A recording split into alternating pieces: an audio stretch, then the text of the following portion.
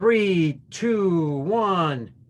Hey, good morning, good afternoon, or good evening, wherever you're at in the U.S. or around the world. Thanks for joining us on the show that loves to interview baseball's best coaching minds who love the challenge, the status quo. And I'm your host, Pete Caliendo. Thanks, everybody. Appreciate it. And a very happy Father's Day to everybody in the U.S. and around the world, especially if your father passed away, and you will miss him tremendously today. And I know my dad passed away a year ago.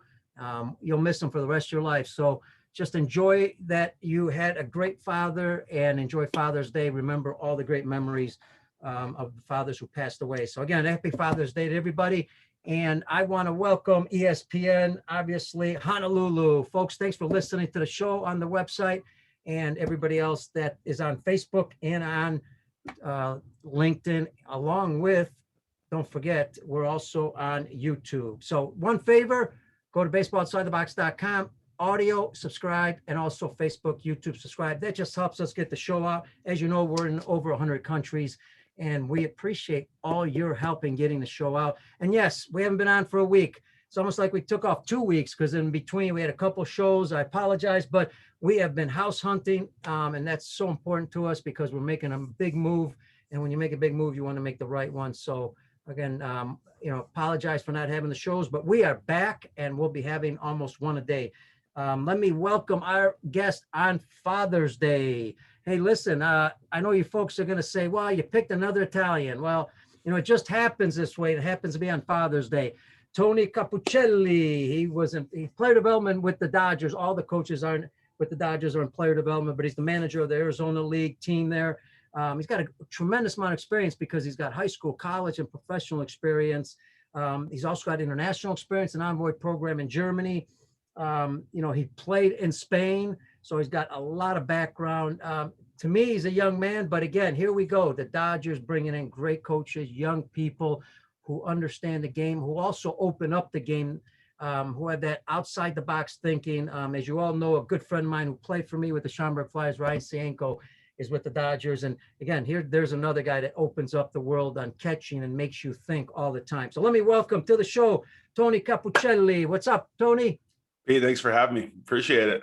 Well, thanks for being on the show. And I got to apologize. I'll do it on air because, folks, Tony, we've been going back and forth for a while. He's been really available. And the problem is every time I schedule something with him, something comes up with me with the travel. I got to cancel on him. So he's been fantastic. A lot of guys might get a little upset saying, hey, you cancel on me too much, but not Tony. Good Italian, and glad to have him on the show.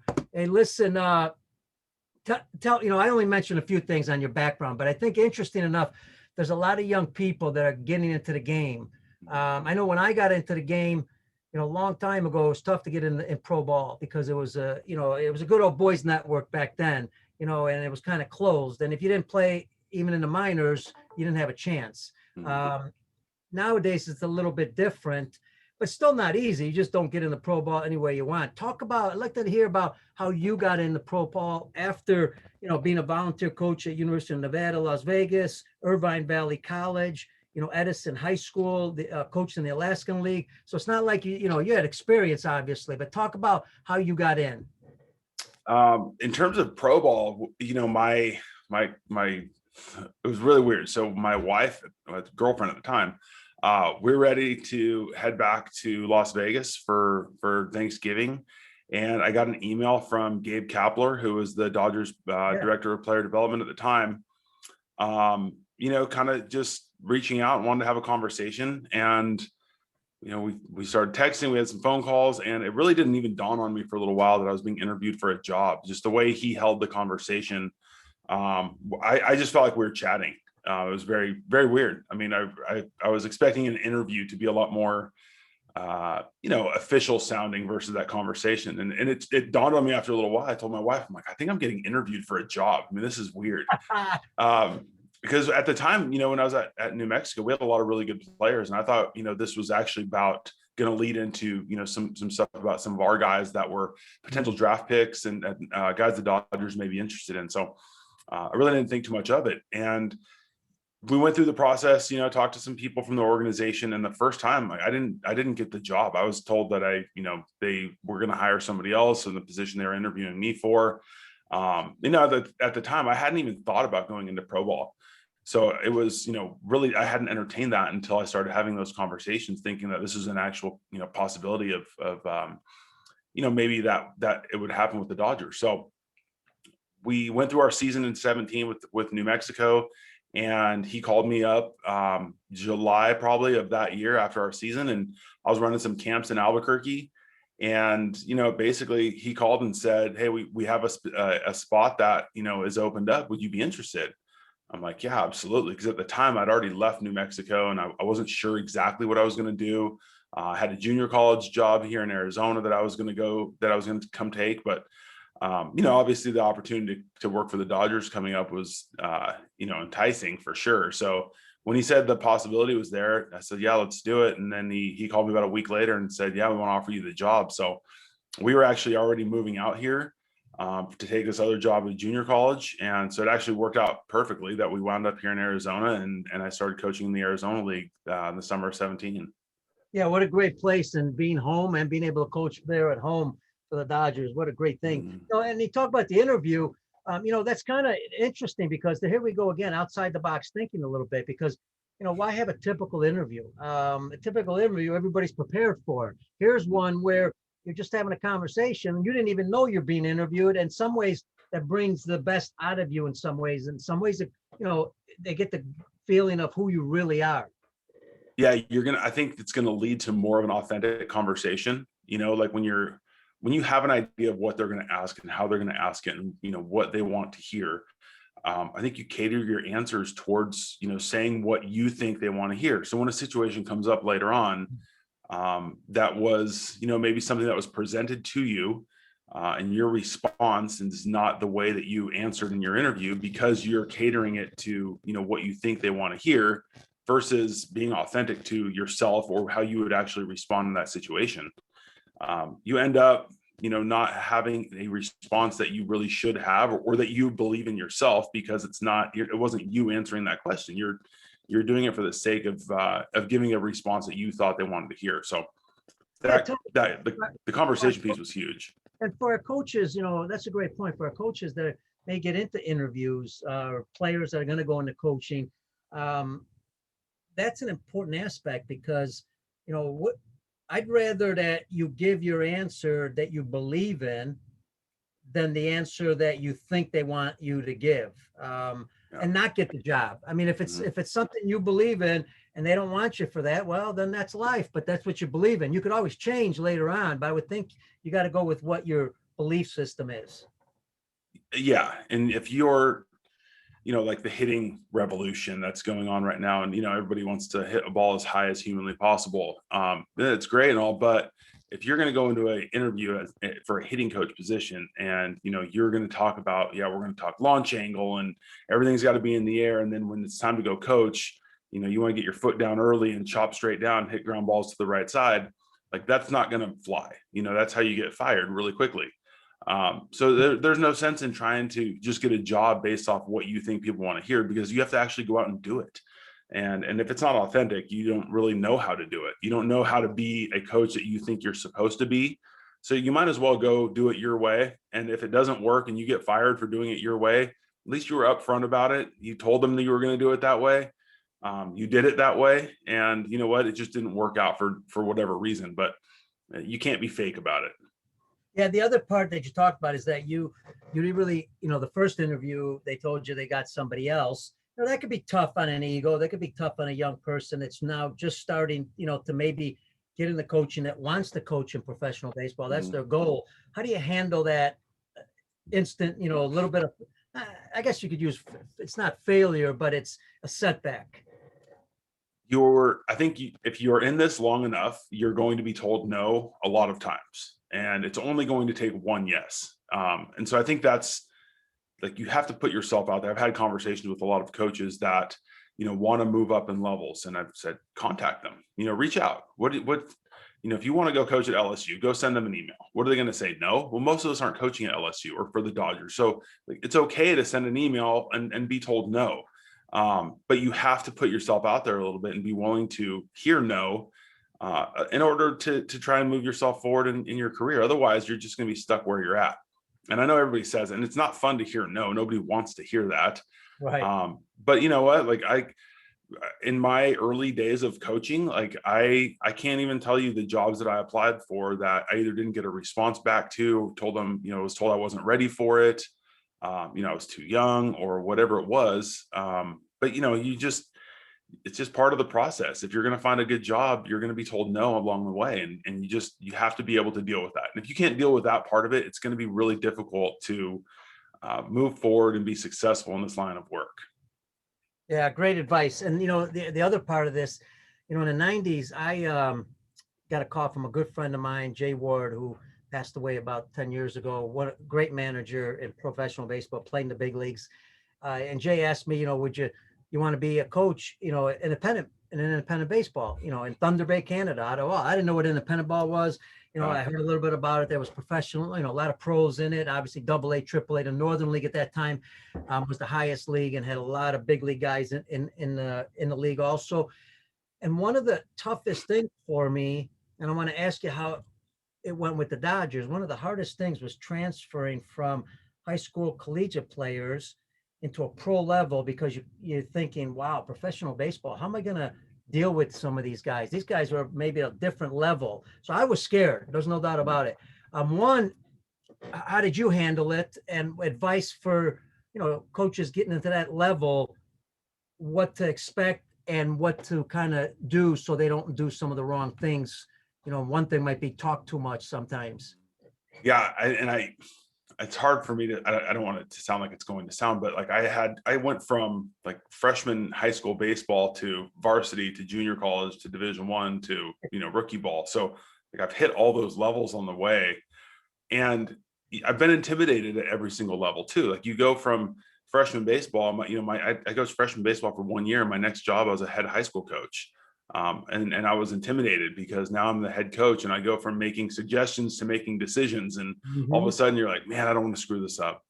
And then, you do the high school thing and you get used to it and you're comfortable where you're at in terms of your role and how you communicate with guys and what you teach and your ways that you teach them. And then you go into junior college and you're like, okay, now I've got older guys. Like now this is, more mature older guys. And then you get into junior college, you realize they're not necessarily more mature. They're still kids, they're still trying to play baseball and move forward. And, the nice part once you get there is that they have that motivation to go from high school to college. And when you're in junior college, they've got the motivation to go from junior college to Division I. And when you're in Division I, they have the motivation to get into professional baseball. So there's always kind of that carrot dangling in front of them to work to get to the next level. For us as coaches, I think we always can be a resource for the players, regardless of where we're at. And we don't have all the answers. Like we don't have every answer. We're going to be a resource for those guys. And we're going to be a step in their path to college baseball or professional baseball or the big leagues, like wherever their career ends. All of us that coach those players are just kind of pieces of that puzzle that help put their career together and give them a direction or a path to take. And we're there to help them. And once you get past that idea that this guy's got it figured out, they don't have it figured out. They're still working to figure it out, and they may be a little bit better physically. They may be a little bit more mature. They may have their own routine. They may have a better idea of what they're doing, but they're still working to get to where they want to go. So there's still stuff to learn, and you can still offer them stuff regardless of what level they're at. How does Tony handle that? Let's say, you started coaching, now you got into it a little bit with the Dodgers. How did you handle the players? Were you progressive going, to them and trying to help them? Were you waiting for them to come to you? Is there a middle ground there? Yeah, I think there's some balance. I think part of it is, you have to go in and know that like nobody wants the super coach. Nobody wants the guy that's going to show up on day one and go, okay, I'm here. Like now we're going to start really hitting. Like let me teach you how to pitch now. Like nobody wants that guy. So you're much better off kind of going in, I think, feeling out the situation, and get to know guys' personalities, because it's the adage, they don't care how much you know until they know how much you care. Like, and if you go in there and you start, throwing around your advice because you have the tricks to coaching and the secrets that are going to make them big leaguers, you're going to lose them really quickly. If you get to know the guy, the person, the individual, and you connect with them and you start to have conversations with them. Again, it doesn't mean you're going to be personal friends with them all the time, but you're going to be able to have something to connect with them. And I think that helps kind of buy you that equity with players where they now have that relationship with you where sometimes it can turn a little bit easier into a conversation versus like a directive. So I think taking the time to get to know the player is really important. But again, you can always offer up advice, but you just kind of have to tread carefully, I think, with how quickly you try to jump in there and make wholesale changes. Because at some point they're going to go, wait, like, who are you? Why are you changing my swing? I don't know you. Right. So but again, right or wrong, it's just kind of what it is. And I think the guys that take time to nurture those relationships are the ones that get the most out of what their players are bringing. Yeah, I realized, again, being in the game 39 years, I had a lot of players who were going to pro ball. And, I guess I want to call them the old days. But there were great days. But in the old days, sometimes I would hear this quite a bit. And that is a player would, in college would be hitting, 390, get drafted in the second round, third round. And then all of a sudden, the first 2 weeks of camp, they're already changing the swing. Those times have changed. It seems like, because that could really hurt mentally a player. It seems like now it's let's see what you can do and then make adjustments along the way if we need to.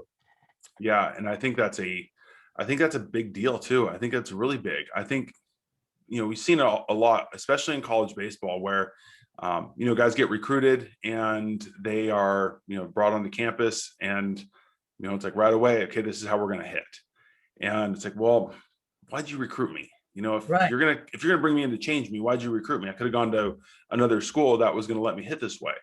And the idea in professional baseball that you have to make changes right away.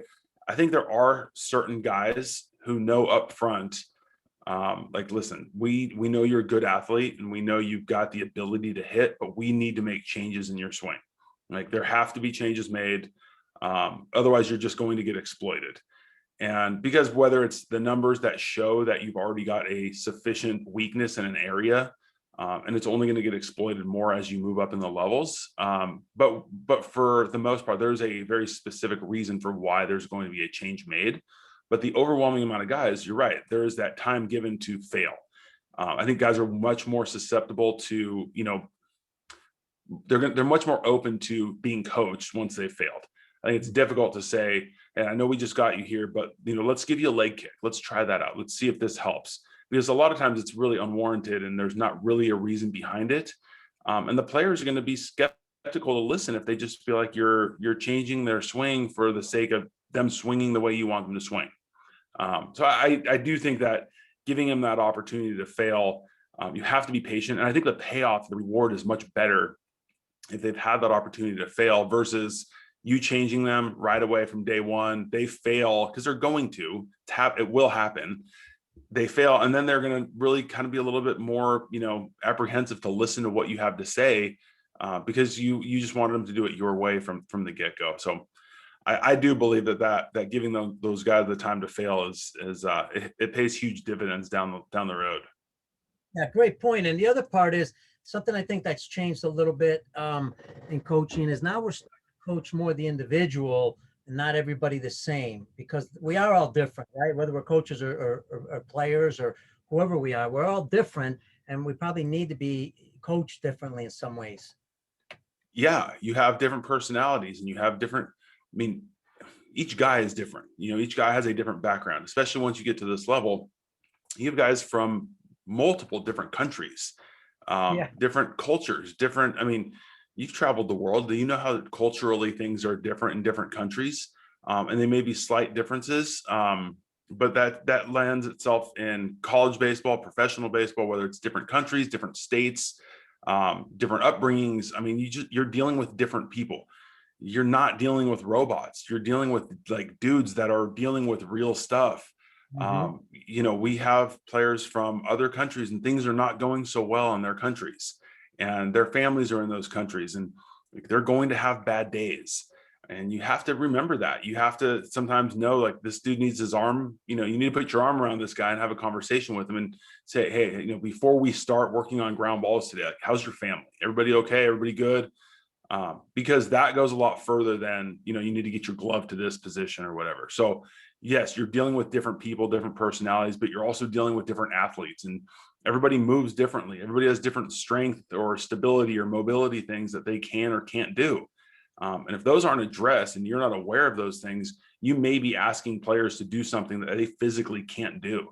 And they're going to fail because they can't do it. And then you're going to get frustrated as a coach because you don't know that they're incapable of doing these things, not from an effort perspective, but from a physicality perspective. So I think individualizing it as much as possible is huge.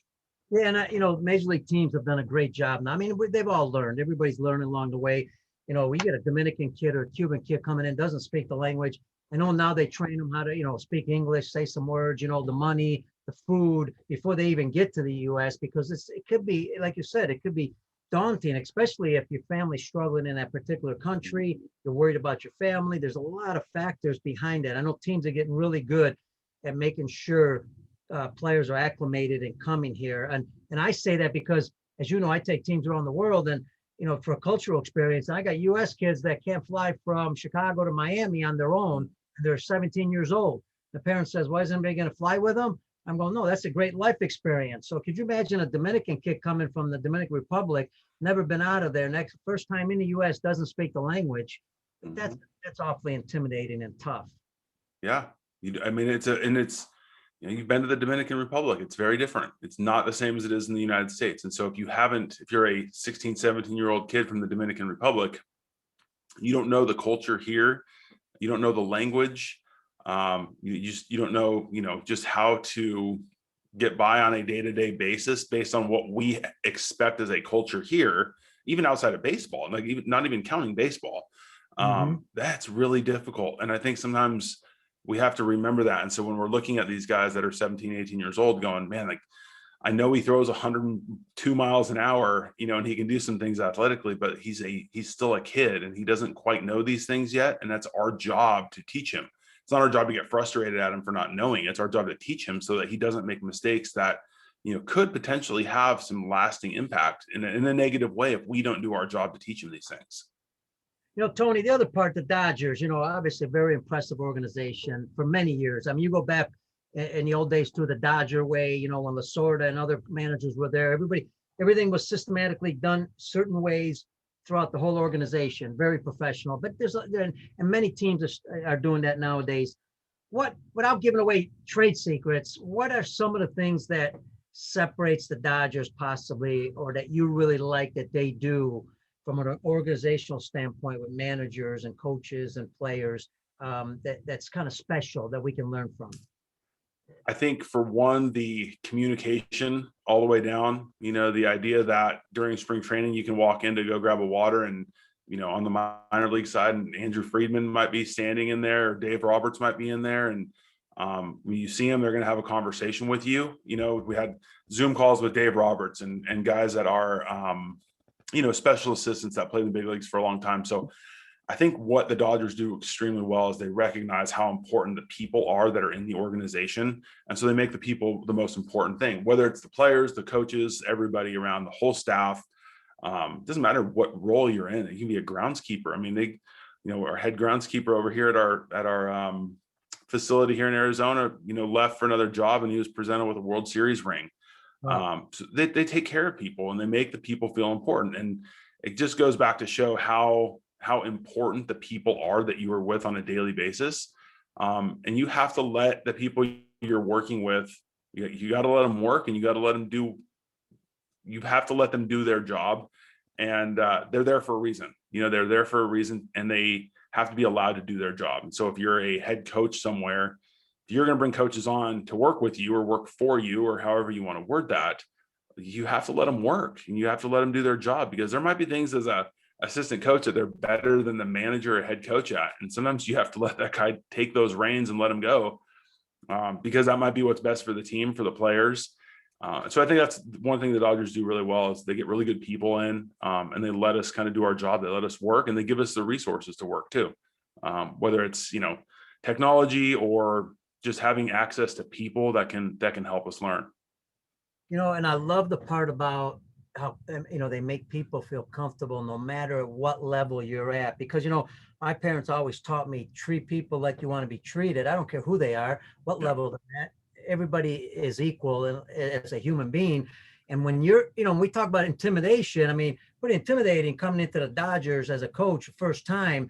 And imagine, people not talking as much to you or all that, that could be pretty intimidating. But when all of a sudden, when you got open arms and they welcome you that way and they make you feel part of the family, that's special, man. I love that. Yeah. It's an environment that you're comfortable in because of the people that you're around, but you're comfortable because you know that you're going to be allowed to go do your job. You're going to be allowed to go work.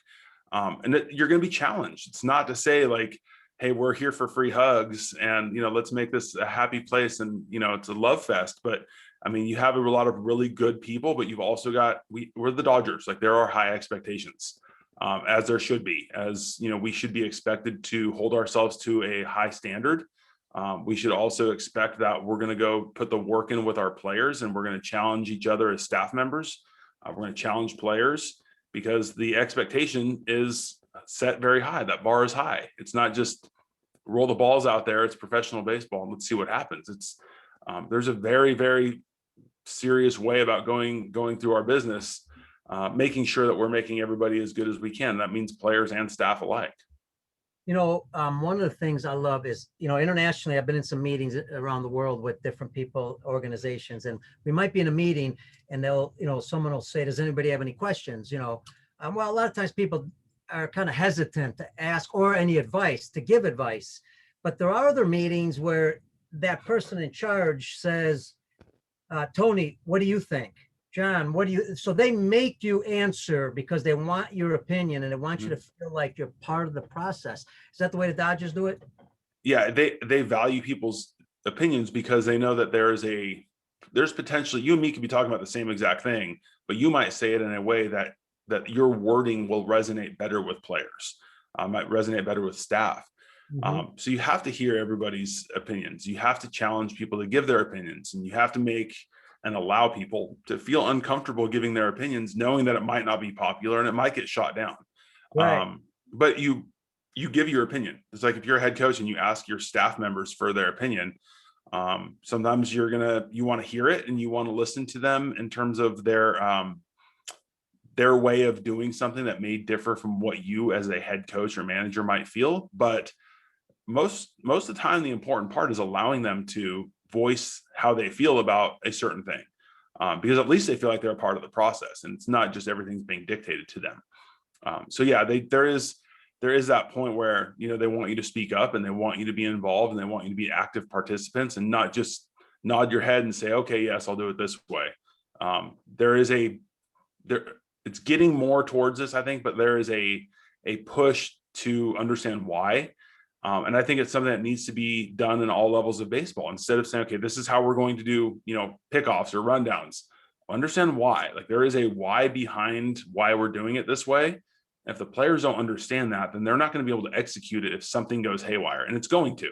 It's not always going to go well. It's not always going to go just like a drill setting does. So if you don't understand why we are doing something a specific way, you're not going to have the ability to adapt. Yeah, and all you got to look at, and I love that part because, first of all, folks, coaches, if you're out there and you're a young coach, even me recently, if I don't get asked a particular question, sometimes I'm hesitant about saying something. That's why I like a leader who opens up and says, "Hey, Tony, what do you think?" But also on the other side, Tony, the part about having, coaches part of the process. What I like about it is that look at the game today in a lot of ways. I know some people criticize the game a little bit. And there's some things that you may not agree with, but there's a lot of different ways to do things. And if we don't ask constantly why, we don't find those new ways, right? I mean, otherwise you're stuck in your own bubble and you're never going to learn more. Yeah. And I think that over the last few years, just kind of the shift that has happened in baseball, a few years back, I think some of the people that were throwing out some of these ideas that were kind of labeled as being just complete wackos, in terms of, like, what do what are you thinking? What are you talking about? And now they're everyday practices, Right. which are now, on the flip side, now being challenged, and the people that are challenging them are being criticized. In a couple of years, you might go, yeah, that guy was onto something by criticizing that, or Right. double checking it. So And really, sometimes if you're on social media, yeah, it's a lot of times it's criticism. But if you really think about it, you're asking why, and why isn't this way better, mhm. right? Yeah, yeah, like why do you do it that way? Why do you want to do a specific movement this way? And the problem is the old idea of, like when I first started coaching, I know my style of coaching 18 years ago was a lot different than it is right now, because I was a product of what I had been around. And now Right. you have the availability of different resources, whether it's, social media or just coaches, coaches' willingness to connect and sit down and talk. Like, we can talk hitting. I'll sit down and talk hitting or catching with anybody, because I feel like we're still going to do it better than anybody else. It's just what it is. I feel like with our players, with our staff, with our resources, we can talk about the exact same thing and we're still going to do it better. And so it's like, in terms of of trade secrets, like, yes, there are things that we're trying to keep to ourselves as we feel they're competitive advantages. However, there's also things that we'll openly talk about because we still are comfortable and confident that we're going to be better at it than whoever we're talking to about it. And I could give you, which this is a great conversation. I'll tell you why, because I can give you two examples. Again, I'm not into it like you guys are, but I watch MLB a lot. I interview a lot of great people, I think. So that's why I do it, because I get knowledgeable by interviewing very good people. Two things. I'll give you an example. I want to get your opinion on. Not too long ago, the one knee catching came in, right? Going on one knee.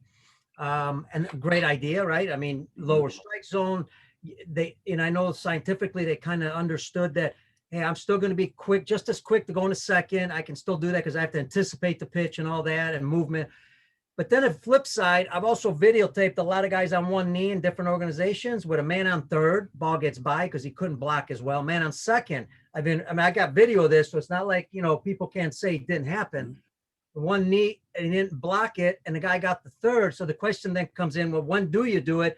And then the really good experts explained it early. They said, you don't always do it all the time, and you don't always do it with all players. Does that make sense? I mean, am I No, just no, you're right on. And there are certain guys that I think, because of the way that they move physically, they are better off being on one knee. They may not have, a guy may struggle with his mobility and his hips. And so being on 2 feet, he actually may not block as well as he does from a knee. He may be limited going laterally because of just the width that he can get to.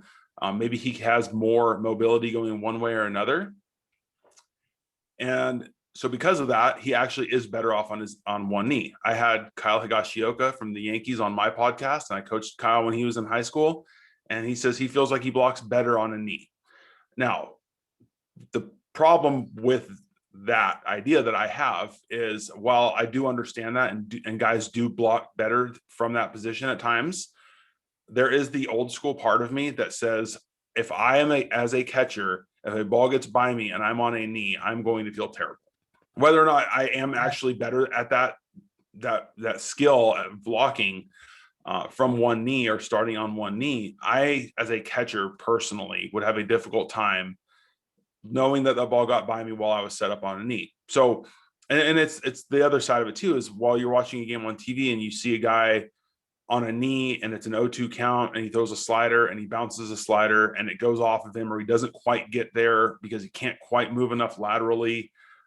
When you're watching it on TV, you're going, man, what in the world are you doing on a knee? It's 0-2, you called a slider, he's not trying to elevate it. And like, it's supposed to be in the dirt. He threw it in the dirt and it got by you.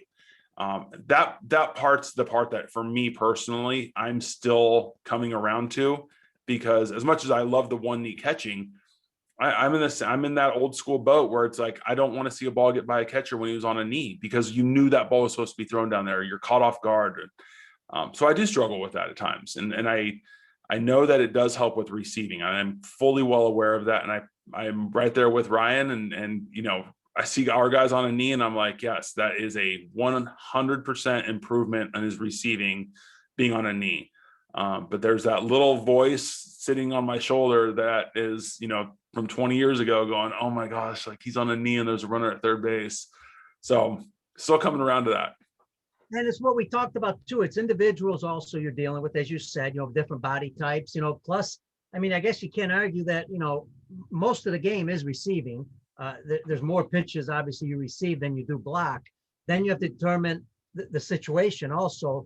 So I think that's interesting. I think that's a good conversation. And folks, if you're on social media, look, there's times I type stuff on social media and then I erase it because I said, this doesn't sound right. You need to ask a question like Tony said, just ask why, or give your opinion and say, hey, listen, we do it this way. What do you think? Instead of criticizing that person for saying you go to one knee, don't criticize them. Ask the question. I think you get a lot, you go a long ways, Tony, if you have a discussion more than if you have an argument. Absolutely. And on top of that, one of the things I see now is because of the emergence of social media, and guys are using, from a coaching perspective, the way that they're using social media to try to propel their careers. Yes. They're trying to tweet out their own personal feelings on things because they kind of have that thought that, if I put out thoughts that are unique or challenging the status quo, that maybe that's going to make me stand out a little bit, and, teach their own on that aspect. However, I also believe that it's not one way or the other. Just because guys are better receiving from a knee doesn't mean that everybody is going to be better receiving from a knee. Just because a guy blocks better from a knee doesn't mean everybody's going to be better blocking from a knee.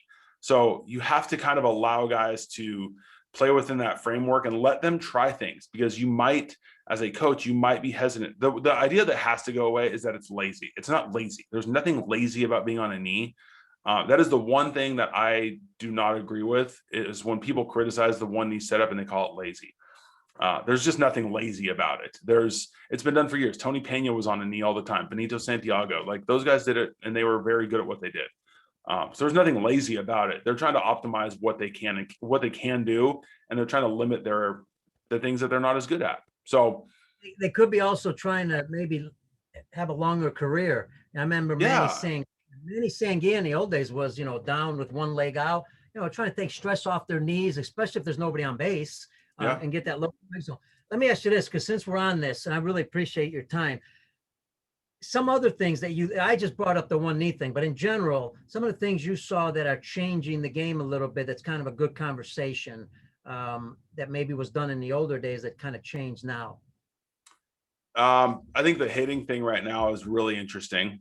I think just as the one knee setup has gone to an extreme where people are doing it just because they see it and they don't understand the why behind it. I think the hitting thing has done the same thing. I think everybody, pitchers were taught to pound the ball down in the strike zone.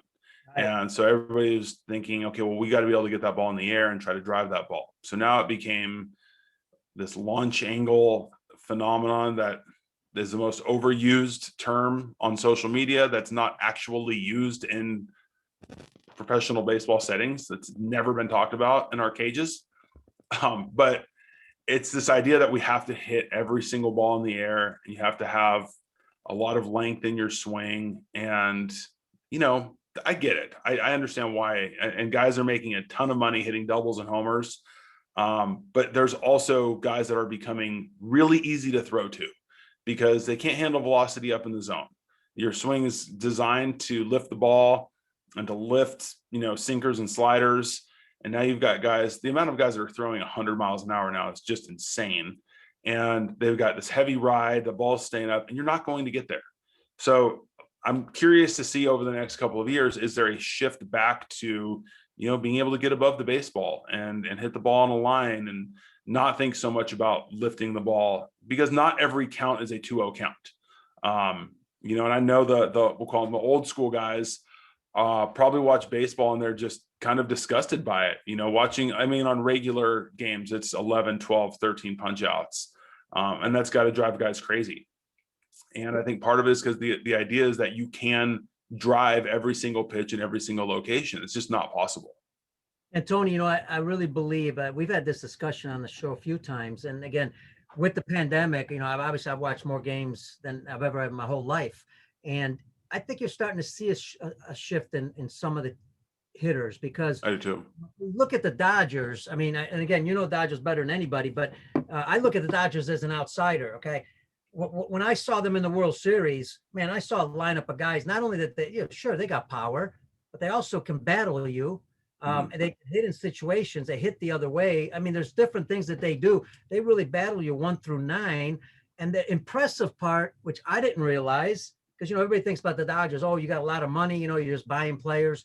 Well, no, they got a lot of homegrown players, and that's what I want to get into in a minute. It was about the player development with the Dodgers. Got a lot of homegrown players who have moved up through the system, who are stars in with the Dodgers now.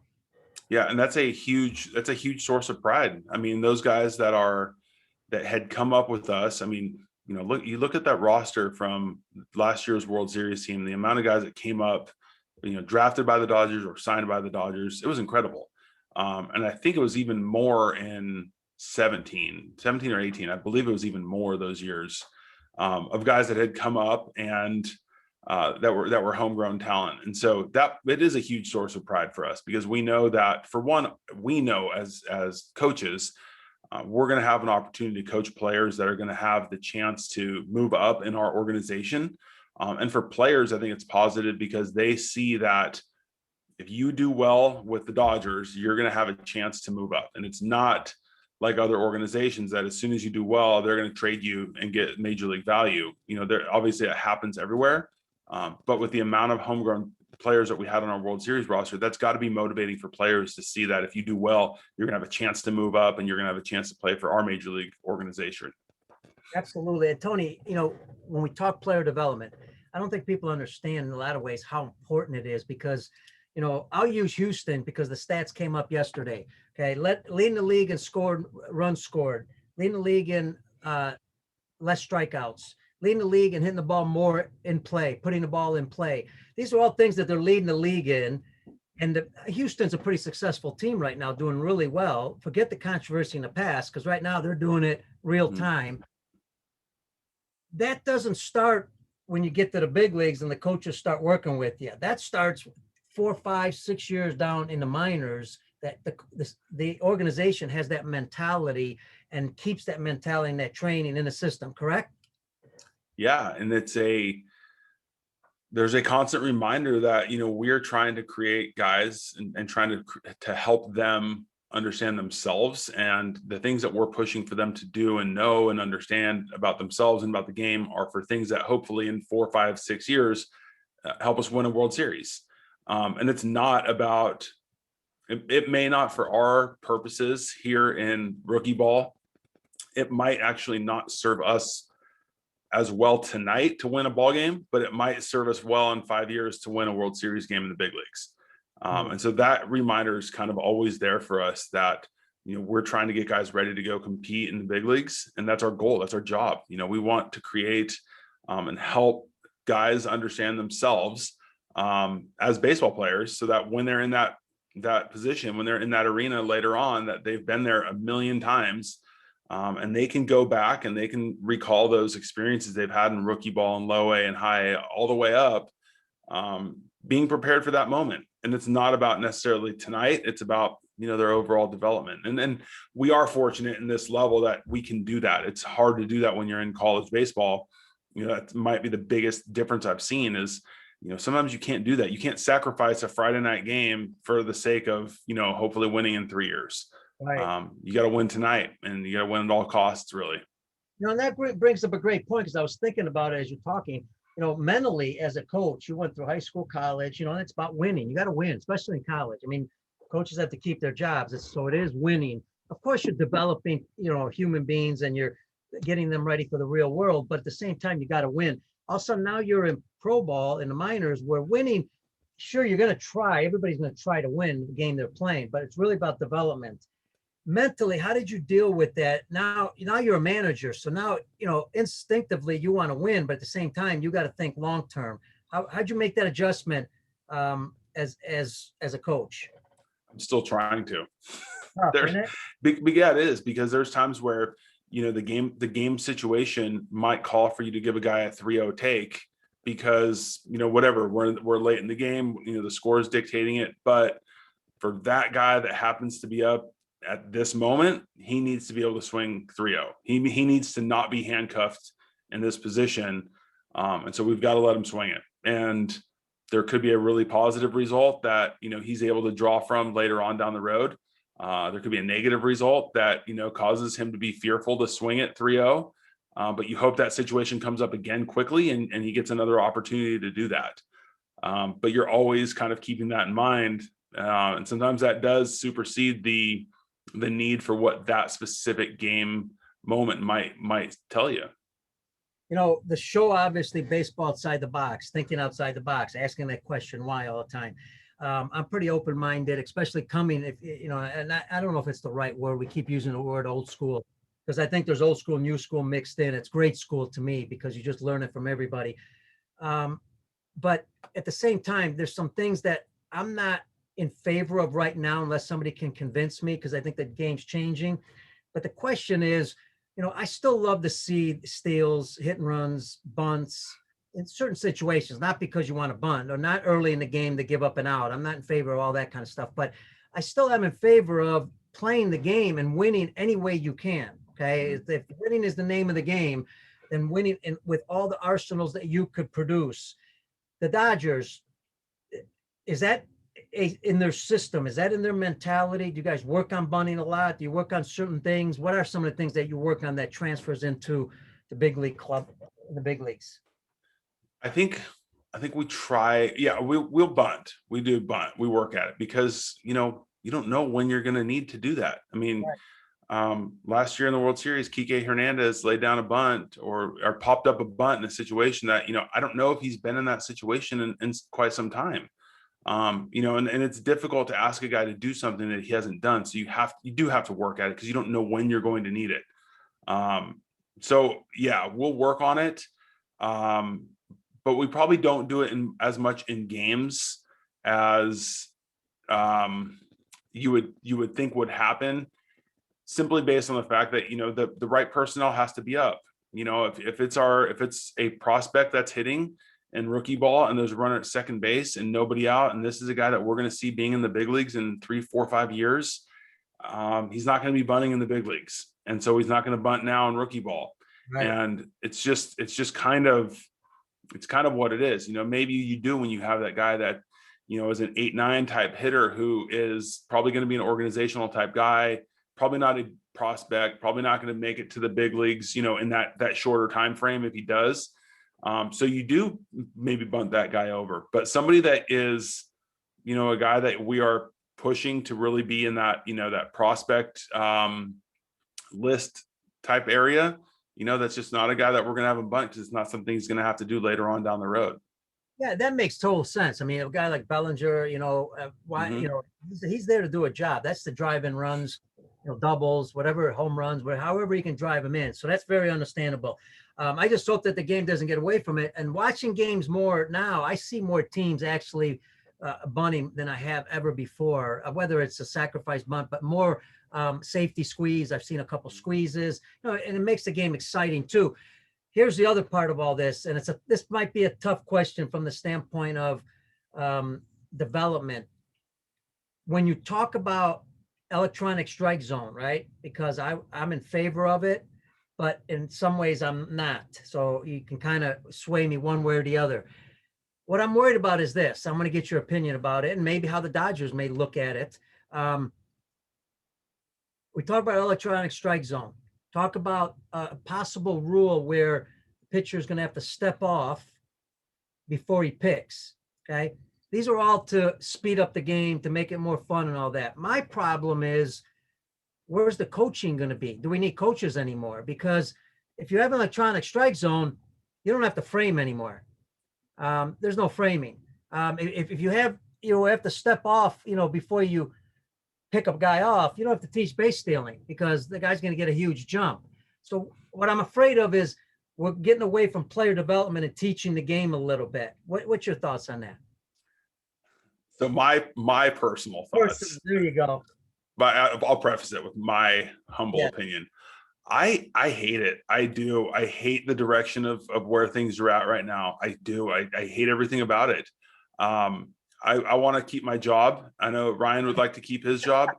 and if you're not teaching receiving, which is a massive part of catching, who catches? Do you just put like some big old donkey back there that can hit and doesn't need to be able to catch? He's just a big target. I mean, there's guys, it's like when they took away the pitcher rule where you have to face, 3 hitters.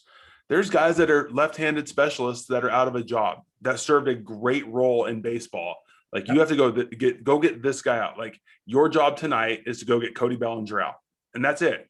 And if you did it, you did good. And if you didn't do good. And why? Like, why take that away? Because are the games really shorter? And also, do people really care? I don't think people care. I don't think people care if you take 10 minutes off of a baseball game. People are going to go for the entertainment. In terms of a fan, the average fan is just going to go because it's a thing to do with their family on a night that, you want to get everybody out of the house and go do something. So changing and, in my opinion, ruining the game is not worth it for the fans' perspective of shortening a game by 10 or 15 minutes, which it hasn't. I think it was like on average 2 minutes shorter. Like that is completely unnoticeable by anybody's standards. So they're changing these things that have been in baseball that have made baseball great.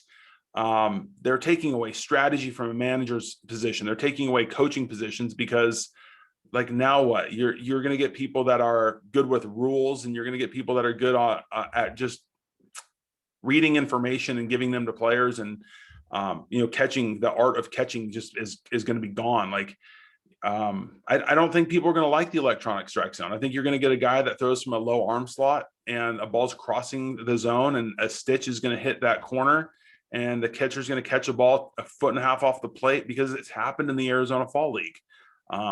You see some egregious pitches getting called strikes that you would never see called strike by a person, nor should it be. But they're, the shift rules that they're coming up with. You get 9 guys on defense, let them play wherever they want to play. Who cares? Why does it matter? Like, how is that going to help the game? If my job is to get you out, I'm going to put, if I need 5 outfielders, I'm going to put 5 outfielders out there because I think you can hit.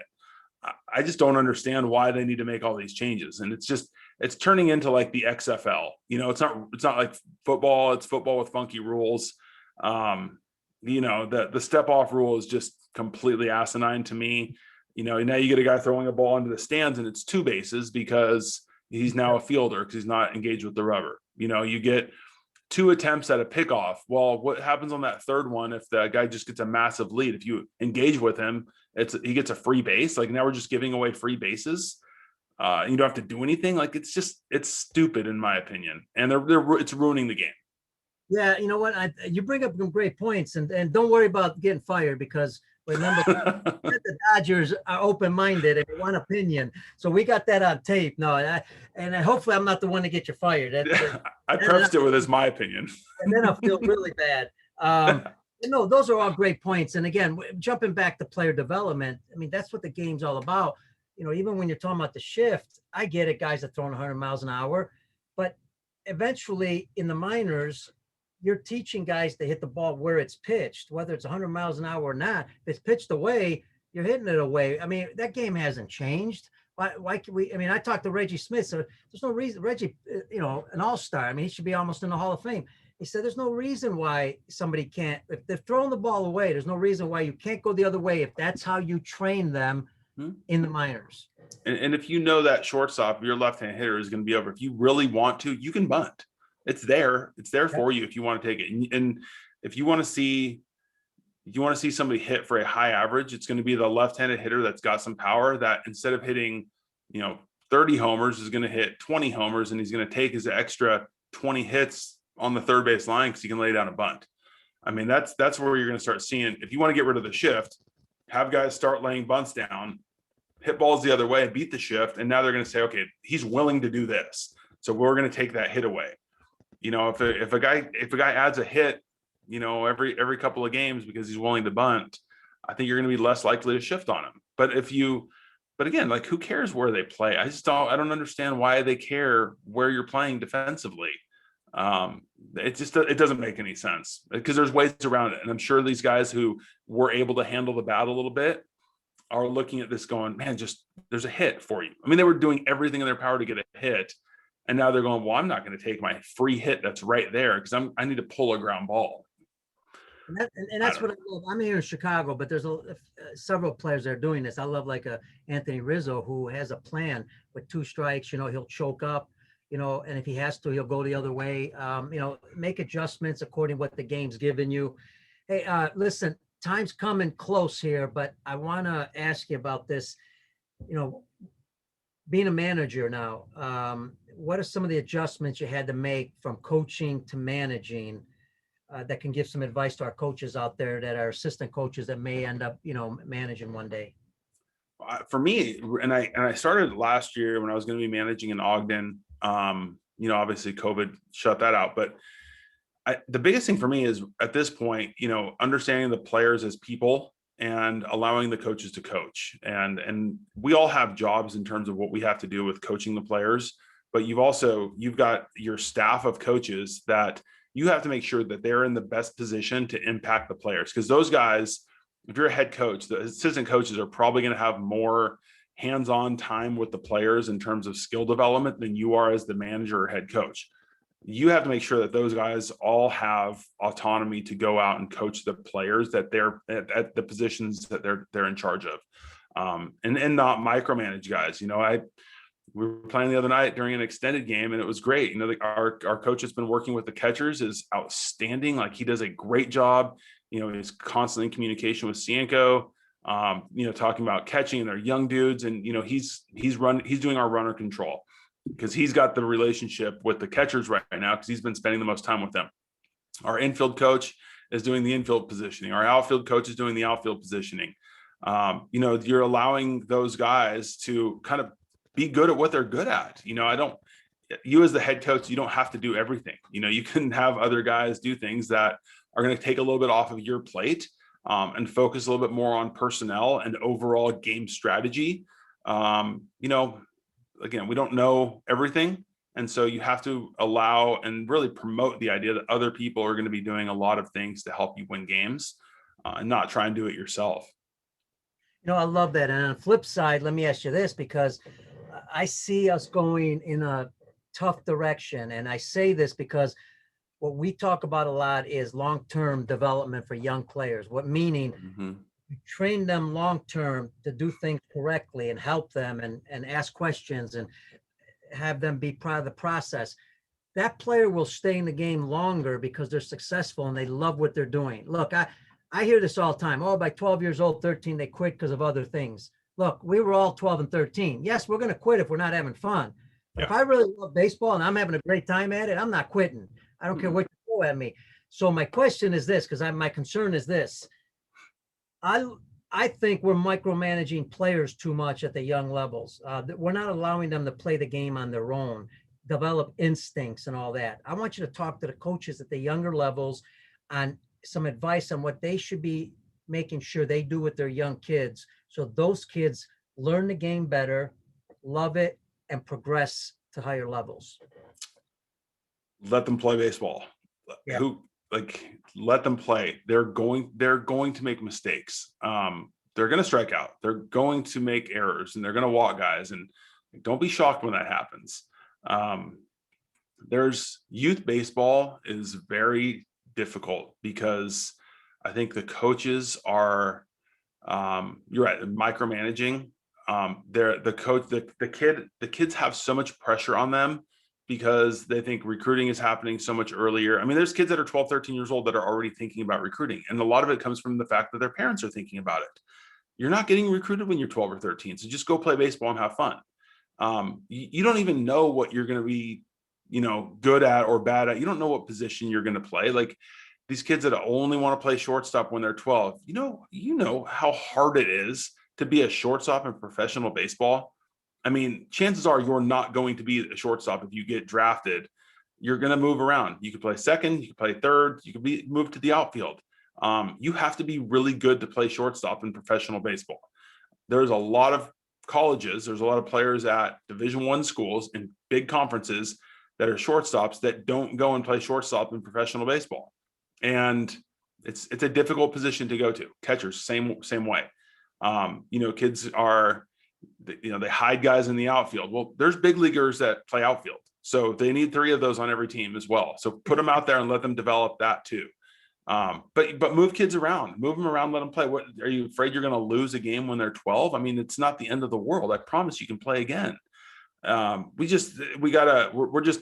We're getting to a dangerous place where social media is full of, the kids holding up their rings from their Memorial Day tournaments. And like, nobody really cares that you won a Memorial Day tournament when you were 12, when it comes to recruiting time or professional baseball time. And yes, it seems like a big deal at that time, but you're doing things that really are never going to be applicable to the game in order to win a tournament. So for coaches' sakes, like let kids go play, and you don't have to give them a reminder after every pitch. Like let them figure it out. Let them figure out how to make adjustments on their own without the coach or the parent yelling from the stands what their individual batting coach told them to do. Like let them figure it out and address it with them later on. But there's just too much in-game coaching going on, and we're turning these kids into robots. We just got to let them go play.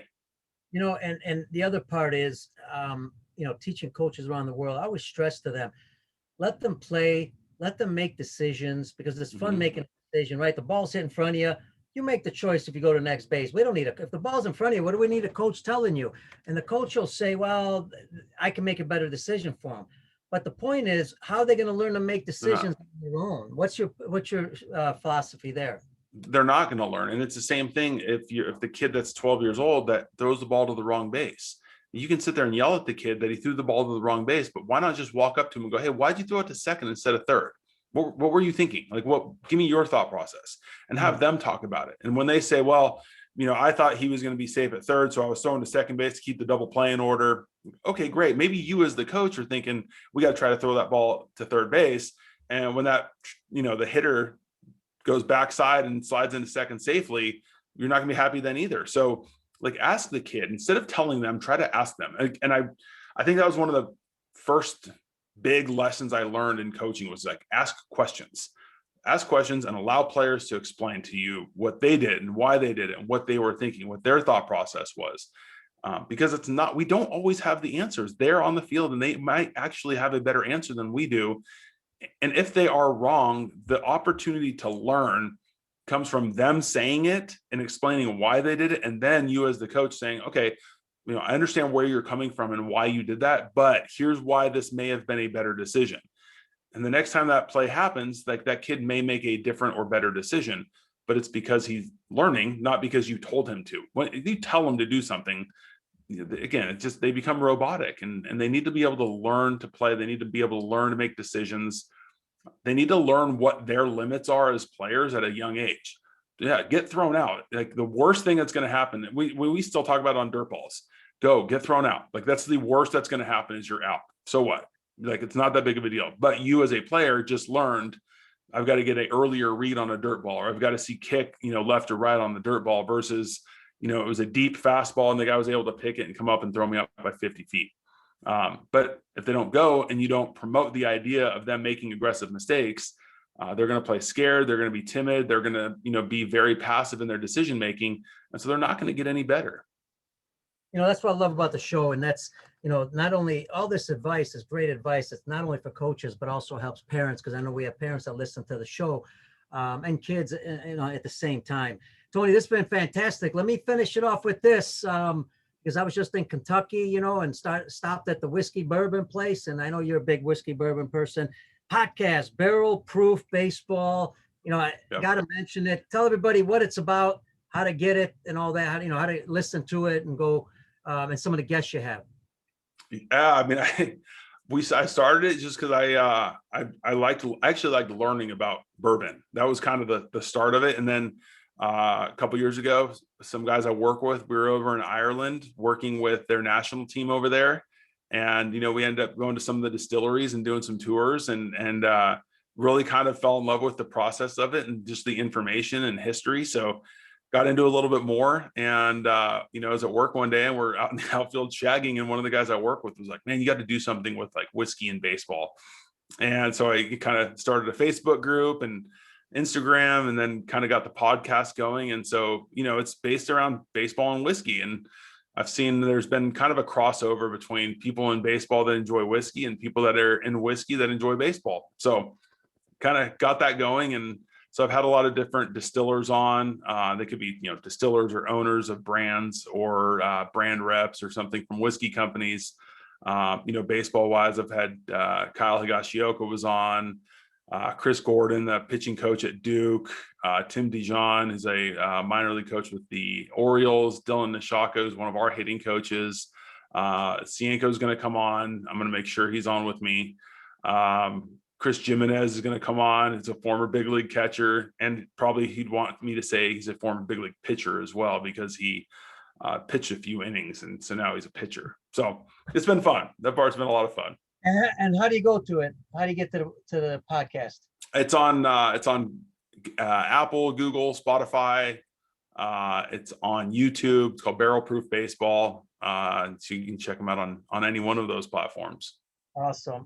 Folks, check it out. Hey, listen, I'm going to let you close the show off for our coaches. Last minute advice that you just want to give them when it comes to coaching. Let the players play. Let them play. Let them make mistakes. Teach from the mistakes that they make. Teach through asking questions. You don't need to be the one giving them directives all the time, telling them what they need to do. Come up with a plan of how you're going to make players better, and allow them to make mistakes. Promote the idea that they can be aggressive and make mistakes, and don't hammer them for making mistakes, because that's how you turn aggressive players timid very quickly. So let them go play. Awesome. Great way to end the show. And folks, just so you know, never met Tony. First time in my life. I communicated a little bit with him through email. I just found out that his brother was one of our coaches traveling internationally to Puerto Rico. Boy, it's just a small world of game. Tony, can't thank you enough, man. This has been fantastic. Definitely. Thanks for having me on, Pete. All right, folks, that's Tony Cappuccilli. I'm Pete Caliendo. This Baseball Outside the Box. Don't forget, check us out, baseballoutsidethebox.com on the audio, ESPN Honolulu, also Facebook at Peter Caliendo.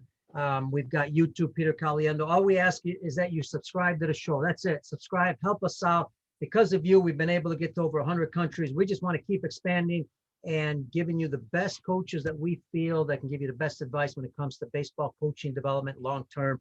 Thanks, folks, everybody. Happy Father's Day. God bless y'all. Stay safe, healthy, and God bless y'all.